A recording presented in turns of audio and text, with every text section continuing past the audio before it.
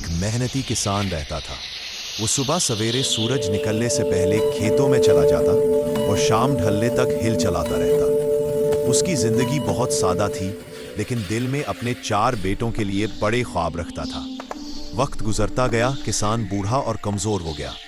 उसके बेटे दिन रात खेल कूद में लगे रहते, ना खेत की परवाह, ना बाप की मेहनत का एहसास। एक दिन किसान ने सबको अपने पास बुलाया, आहिस्ता आवाज में बोला, बेटो, मेरे बाद उस खेत में एक खजाना दफन है। जब मैं ना रहूं, उसे जरूर तलाश करना। कुछ दिन बाद किसान दुनिया से चला गया। बेटों ने फौरन खेत खोदना शुरू किया। सूरज की तपश में पसीना बहाया, जमीन खोदते रहे, मगर खजाना ना मिला। आखिरकार वो थक कर बैठ गए। लेकिन अगले मौसम में जब बारिश हुई तो वही खेत सुनहरी फसलों से भर गया। बेटों की आंखों में खुशी के आंसू आ गए। तब उन्हें अपने बाप की बात समझ आई कि मेहनत ही सबसे बड़ा खजाना है।